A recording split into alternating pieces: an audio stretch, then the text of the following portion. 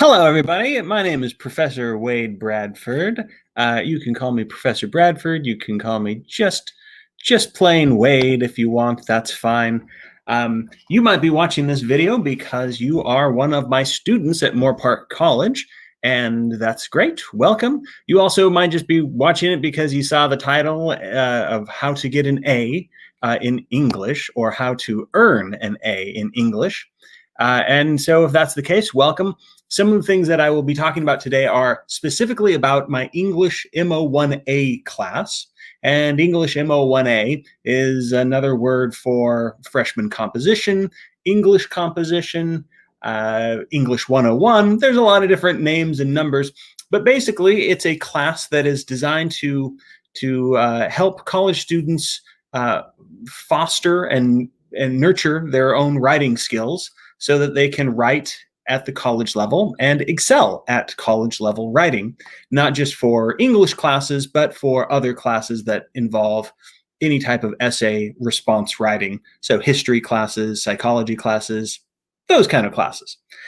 So today I'm going to give a few tips talking about my class and the English classes in general. And at any time, if you are watching this live and you want to leave a comment, you may do so. And I'm going to be drinking my iced tea while I talk to you. Because I talk so much, I get very thirsty quite easily. Let's see. So where do I want to begin? I have my handy dandy notebook here, and I'm using one of the reasons why I'm using YouTube right now is because we have these cool things where I can have titles and stuff come up. I'm using StreamYard, and so that's pretty fun. I will also be, throughout the semester, the trouble with using YouTube Stream, the live stream on YouTube, is it's just me talking and people leaving comments. Whereas if I have a Zoom session, then I would actually get to see the students and interact with the students. So if you're wondering, yes, I am planning to have more videos like these, but I'm also planning to have some more Zoom opportunities. Any of these videos that I make on the live stream on YouTube, or any Zoom videos that I make, those are all going to be completely optional. So my students can watch them, or if they're interested, or not, if they would rather just focus on writing essays and things like that.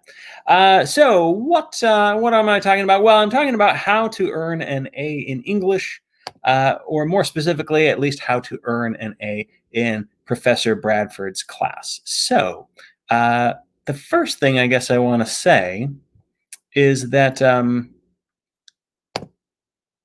want you to think of the different types of teachers that are out there. So I think of these two extremes. There's the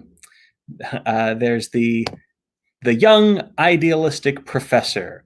So the young idea, and this is a photo of let's see. This is a photo of Robin Williams from the film Dead Poets Society, and to be honest, it was a film that was very influential for me. And so I think of myself in a lot of ways. Maybe I'm not that young anymore or all that idealistic, but I am still sort of a wannabe member of the Dead Poets Society. So what I mean by this type of young idealistic professor is that there are certain professors that they are very enthusiastic and they are very much cheerleaders, and they are pushing their students and motivating their students and trying to inspire their students, and they really love everything that the students are doing. And then there's the cranky old professor. So there's what I mean by the cranky old professor, and by the way, the cranky old professor might not be old at all. It could be somebody in their 20s or 30s. But what I mean by the cranky old professor is I'm talking about there's the type of teacher that if you get one run-on sentence, they give you a D. If you get the margins wrong, they give you a D. If you didn't reach the exact word count that they wanted to, they give you a D. Or maybe if you have a different political opinion than they do, they give you a D. Now, that, of course, is, and one of the reasons why I made a cartoon of that is that we actually don't really see that too often in real life, but you might have come across English professors that are very, very particular. They really do focus on the grammar and the mechanics and things like that. So I show you those two extremes, the young idealistic cheerleader kind of professor, and then the embittered harsh critic type of professor, to let you know that I'm probably a happy medium of those two. I do cheerlead a lot in the sense that I want you to work on things that you are passionate about, and I want you to hopefully fall in love with writing. At the same time, I do care very much about sentence clarity. So I want sentence clarity to be utilized within your writing. In your paragraphs, I want to see paragraphs that are strong and clear, and hopefully paragraphs that avoid making grammatical errors. Of course, nothing is going to be perfect, and it doesn't need to be perfect. But if you can get your sentences, basically, if I can read the essay and I don't have to make too many comments, if I have pencil, or in the case of an online class, if I'm typing my response, if I don't have to correct that much of your grammar, then we're definitely on the right track. So that's a little bit of a glimpse of where I feel like I am as a professor. So let's get to the tips. And by the way, if you're joining and you want to leave any comments, I'm going to put on my glasses. If you're joining, you want to leave any comments, if you have any questions, feel free to let me know. So I have 5 tips about how to earn an A in my class and most other English classes. And a lot of them are common sense. Tip number 1 is to participate often. So again, kind of a common sense type thing. What do I mean by participate often? Well, I've got this little screen here. Participate often basically means, attend class as much as possible. We are an online class, and so students have the advantage of not needing to worry about attending actual Zoom classes. But you do want to, when I say attend class for our purposes, you want to read all the articles, and you want to participate in all of the discussions. So if we're talking about a different class, you want to make sure that you know what the attendance policy of your professor is, and assuming that they take roll and that they mark off points, you want to make sure you know that, so you can make a decision as to whether or not you want to attend the class. Points aside, you want to attend class just so you get to know the teacher.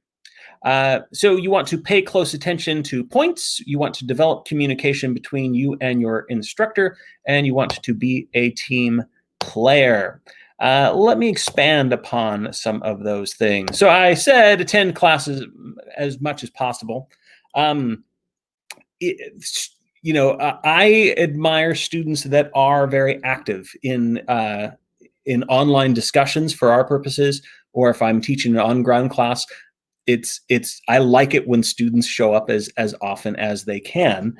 Typically, when students start to drift away from the class and they don't attend as much, it shows in their work. So for our purposes, again, the attendance is not the same as an on-ground class, but I do want to see that you are participating in the work and that you are participating in the discussions.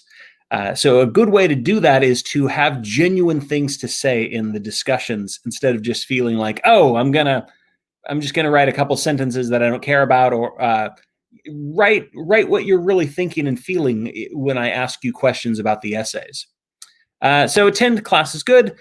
Pay close attention to points. So for our purposes, I try to keep the points very simple. Now, what I mean by points is that any given class is going to let you know it's going to let you know how many points are in the class. So maybe you've taken a class where a teacher says, yes, we've got 3,800 points to earn by the end of the semester. Now, because I'm not a math person, that would always drive me crazy when someone would say, like, yes, we've got 782 points to earn. It's like, just keep it simple. So I keep it very simple. We have 100 points to earn in my class. We've got 100 points to earn. So if I say, hey, this quiz or this discussion is worth 1 point, that means it's worth 1% of your grade. So keep that in mind. We're aiming for 100 points. And if you get 100 points, you've got a perfect score. You've got an A+. If you get 90 points, you've got an A. If you actually get, in my class, if you earn 89.5%, that's close enough. I'm going to round up. If you earn 89.5%, I will give you an A. So you'll get an A if you get 89.5 points. If you earn 89.4% or 89.3% or just 89%, you're going to get a B. So you got to get to that 89.5% or higher to get an A. When I say develop communication between you and your instructor, this I think is good to do, especially if we're talking about college classes where the student-teacher ratios, maybe there's 30 students and there's one instructor, then you should definitely be doing that. So if you are, Moore Park College, that's probably going to be how many students there are in most classes. So get to know the professor, let the professor get to know you. If you early on develop a rapport with the instructor, or if you communicate with me, if we're talking about me and my class, then I'll know who you are. Since this is an online course, I'm not going to have the on-ground experience, so I'm going to get to know you through what you write and what you say in your emails, in your discussions, and in your essays. So take advantage of sending me emails, asking me questions, letting me know what's going on in your life, if it's relevant. If you want to explain what's happening to you, let me know who you are and what's going on. The more your instructor understands that there's a real person behind the computer screen, I think the better. And certainly when you're on ground, that's easier to do so. So find ways to reach out and communicate with your instructor so that he or she knows what's going on in your life. When I say be a team player, now again, on ground classes, we have a lot of group activities in my course.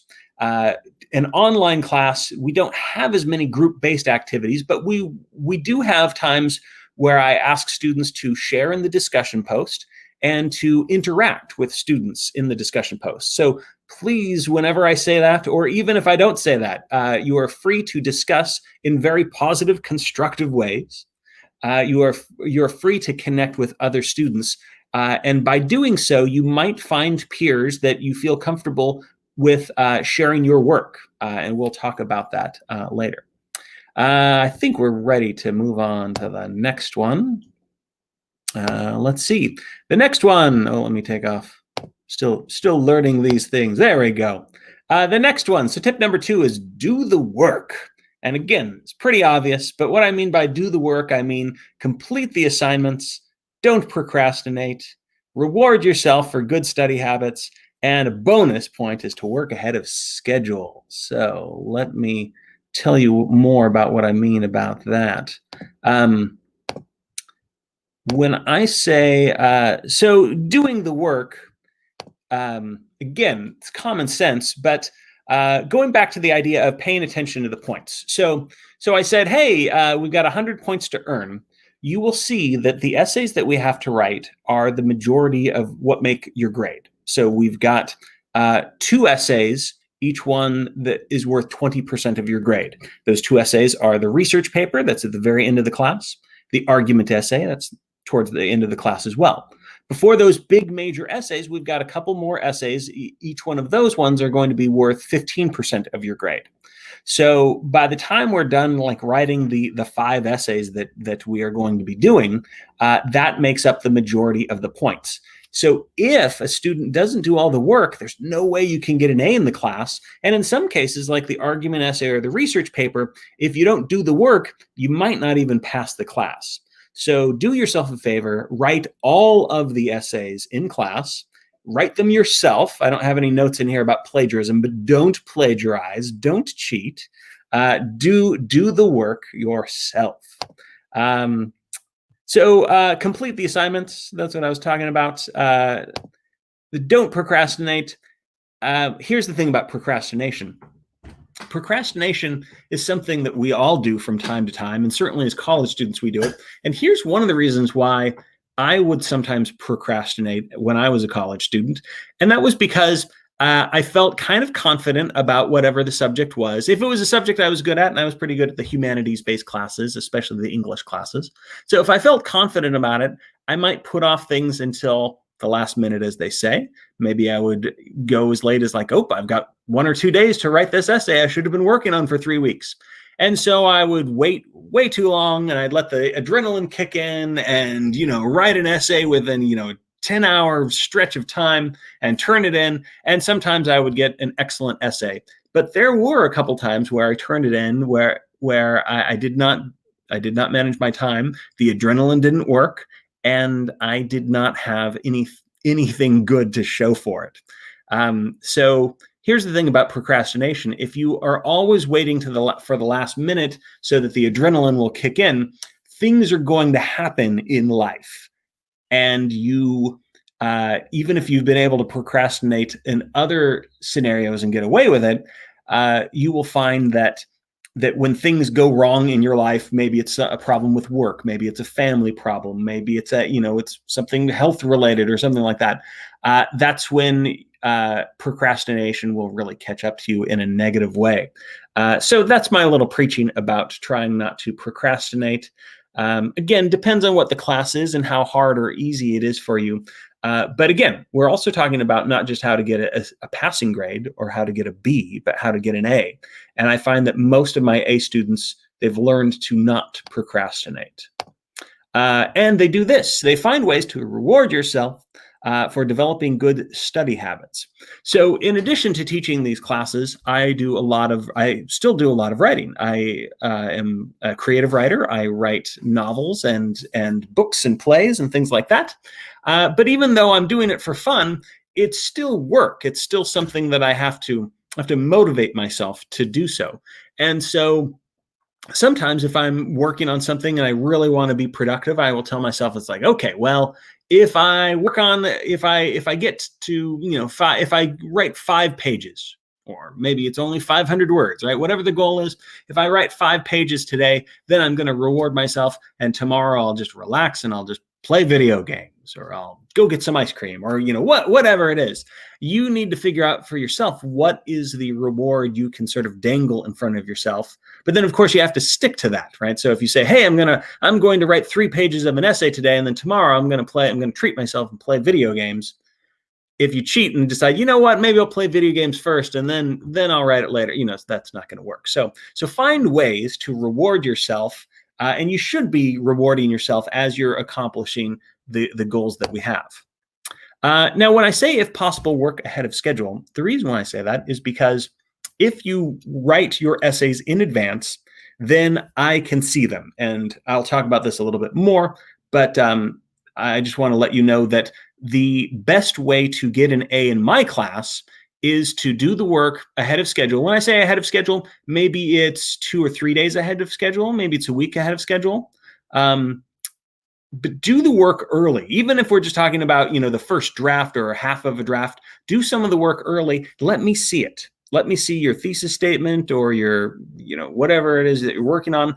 And then I can give you feedback on it. So we'll talk about that more as a strategy very soon. So that was tip number 2. Do the work. Tip number 3 is study the instructor. What do I mean by study the instructor? Well, I already told you about the cranky old professor and the idealistic young professor. So you want to figure out who is your instructor. So who is your instructor? And the reason why you want to figure out who they are is because you want to learn the grading method and techniques. So to do that, you want to pay close attention to the first graded assignment. Now, I try to do an assignment that is relatively small and at the beginning, and the assignments get larger as they go along. So, for example, with our English MO1A class, we're going to be doing some descriptive writing first, inspired by Mark Twain's 2 Ways of Seeing a River. So that will be, I think it's like 800 words. It's something like that. Maybe it's 1,000. It's not very much, right? But so it's a relatively short and creative essay, right? Or at least it's meant to be a creative act. It's not writing a short story or anything like that. You're writing a true story about yourself, but it can still be very creative. So with that in mind, when you turn that in, I'm going to try to rapidly grade those. And I'm going to be looking at, yes, I'm going to look at your creativity and I'm going to look at your natural organizational patterns, but I'm also going to be looking at the sentence structure, grammar, and things like that. So if I hand it back to you and I have a lot of comments that are saying, oh, fix this, change this, alter this, watch out for run-on sentences. Oh, there's too many fragments here. So if I have a lot of commentary about sentence structure and grammar, that means that you want to take your time with these essays. You want to work with me. You want to work with tutors. You want to really learn about whatever flaws that you might have with your writing style, and you want to work with me and let's overcome those flaws to get the best possible grade, but more importantly, to become a better writer.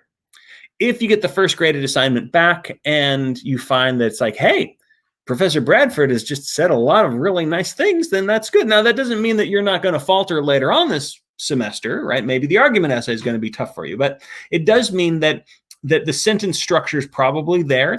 You'll probably have a solid foundation as a writer. Then you can make, then you can decide, wow, how much feedback do I need? Do I need to write things early? Do I have to, let Bradford know what's going on? Or can I, just work on my essay independently and turn it in whenever it's done? So the type of feedback you get from me from the first graded assignment will help you understand.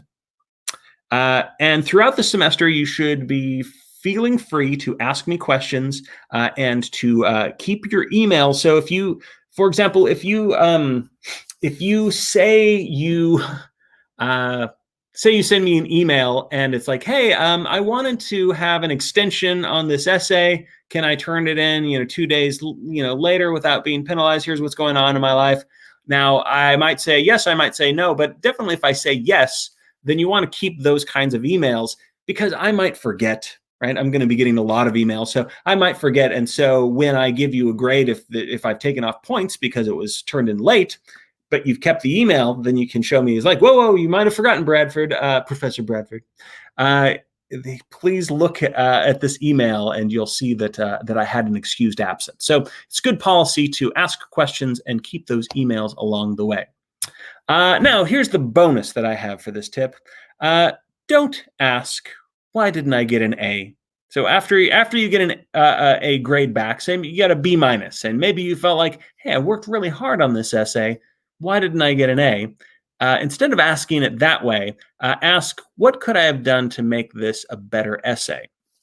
So the reason why I say that is because even though we're having a conversation right now about how to get an A in this class, I'm not all that concerned about grades. See, I want students to pass my class, and I bend over backwards to make sure that students putting in honest effort, I really want them to pass. But when I say pass, that's it with a C.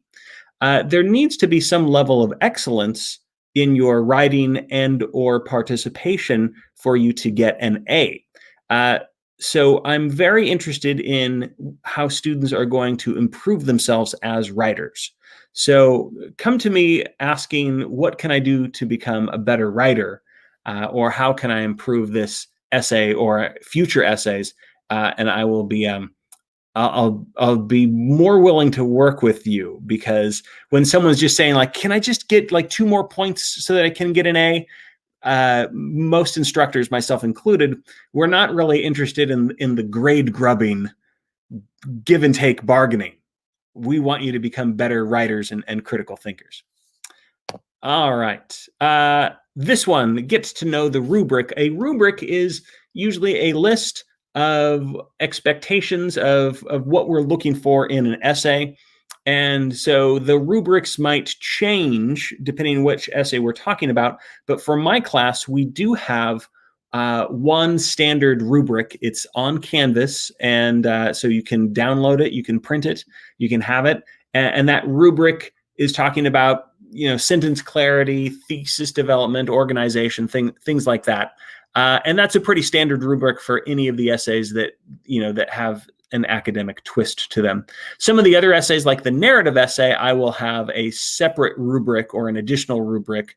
But when we say rubric, that means that the teacher should be letting you know before you are turning in the assignment, Actually, when the assignment is given, you should be given a rubric online or in print so that your instructor is letting you know what the instructor is going to be looking for. Tip number 4 is to request feedback.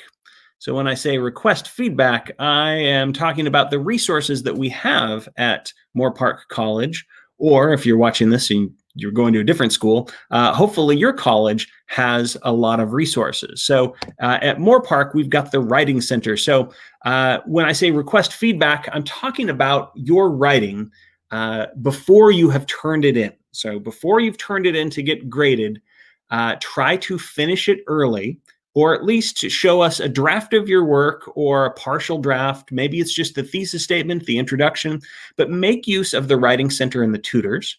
On Canvas, it tells you how you can make an appointment, and you can send me an email if you're having trouble or confusion.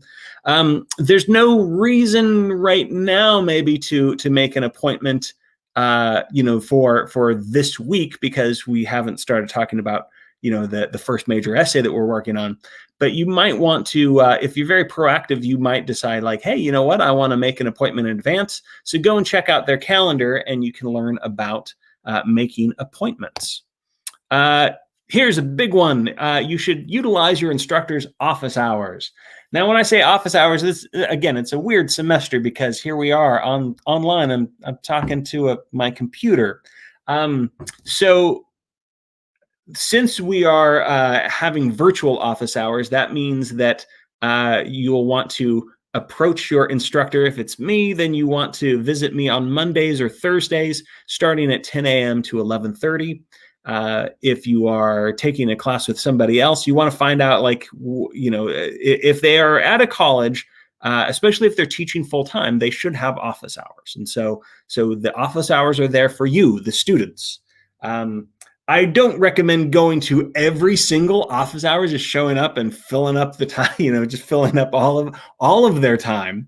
But I do recommend, when you are working on something and you want some feedback, utilize those office hours so that you can find out what the instructor thinks of your essay. Here's what I like to do. I like it when students ask their instructor to evaluate your essay before the due date. So this going back to finishing the work early. The best way to get an A is to write the best possible essay that you think that you can do.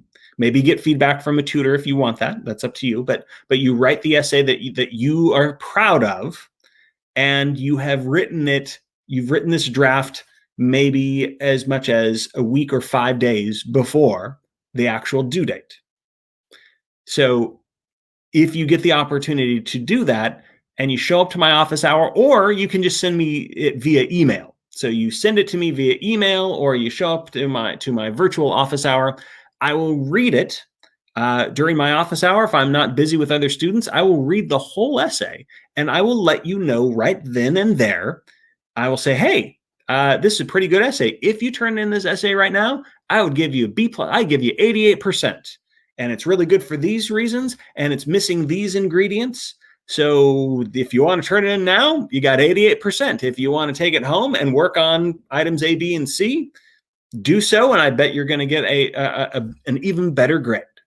And I usually make a note of what I said to you. This goes back to keeping emails. I usually try to make a note of what I said so that I can remember. I also ask students, I say, hey, since I already marked up this essay, turn in your draft, your final draft, with this older draft that I had notes on, and then I can kind of compare and contrast. And that makes the grading process even easier. And if a student makes a mistake, like let's say you turn it in or you show it to me early, and I say, wow, I'd give this 88%. This would be a B+. And if you fix these things, it'll probably be better. Let's say you take the essay and you do something kind of experimental and weird, and you thought it was going to be a really cool thing, but I felt like, no, that you made it bad. Now it's a C+. You did something, or you took too much out, or it went wrong. You know what? I'm not going to be a jerk about it. I'm going to say, oh, you know what? This went the wrong direction. Why don't we take that other essay that you showed me, and let's do that. So you can only, if you do that, you can only go up. I'm not going to let you crash and burn if something happens along the way. So it's a good way to sort of lock in certain kinds of grades, and it's a great way to get feedback from me. I'm the one who's giving you the grade, so why not ask me? I tell my students this every semester, and typically about 5 or 6 students every semester take me up on it. Not that many students do so. Most students, are kind of working on their own. Maybe they're shy, or maybe they're waiting the last minute. So if I was flooded with hundreds of students taking advantage of this, I don't know that I would talk about it so much or offer it so much. But so far, students don't take advantage of it very much. And so if you decide to take advantage of it, I'm going to do my best to give you a lot of great feedback and to give you the strongest advantage you have to not just earn a better grade. Again, it comes back to developing better writing skills. And let's see, what else? So I'll give you those notes. Revise the draft based upon the instructor's advice. But sometimes my advice is very specific. Like I'll go through and say, oh, you need to fix these comma splice errors. But sometimes I will say something like, oh, add more development here. So it might be vague, it might be specific, but try to follow my advice, I guess. So tip number 5. Extra credit. So all of those tips are, I think, useful for typical English classes. Now, not every English class is going to offer extra credit, but you know what? A lot of us English teachers are softies. A lot of us English teachers have, certain things that we're passionate about, or certain projects that we think are, fun, or we're maybe certain assignments that we decide, well, I'm not going to make this a requirement, but I'll offer extra credit. So be on the lookout for extra credit when you're with an instructor, myself included, that's offering extra credit. Take advantage of that. I normally sprinkle in a little bit of extra credit when I'm teaching, but because we're doing something very different this semester, at least I'm doing something very different by being online, you might want to pay attention to this, because I'm offering basically the largest amount of extra credit I ever have. So normally in an on-ground class, I give 1% to students that have perfect attendance. So the students that attend every one of my classes, then I give you a 1% bump. But again, we're not doing a Zoom online, synchronous class. We're working on Canvas at our own pace. So there's not the same kind of attendance. So for this one, for students that participate in all of the discussions and activities, so our online discussions, assuming that you never, ever miss any of those online discussions and online activities, you will get 1%. So again, it goes back to do the work. If you do the work, you're going to get, an extra bonus point to thank you for participating. And the other one, there's going to come a time in week number 10 where I will offer up to 1% of extra credit for students to share some of their argument essay. Preferably, it'd be great if it was like maybe the introduction in one body paragraph, but it could be other sections. So this will let students see what's going on. Now, if you do this, it does mean that you're sharing your work with not just a couple students, but with any of the students that want to access this on Canvas. They will be reading your work. So it's not for those of you who, if you want to stay private and you don't want anybody to see what you're working on, then you don't want to take advantage of this, and that's okay. But if you feel like, yeah, you know what, I want to do this, it also means that if you're doing this, you're not only sharing it on the discussion page, but what I might do is I might select some of the thesis statements or topic sentences or paragraphs from students, and then I might make an instructional video with me talking about, oh, here's what I like about this. Oh, here's what I might change about this. So it'll be me sort of analyzing your work.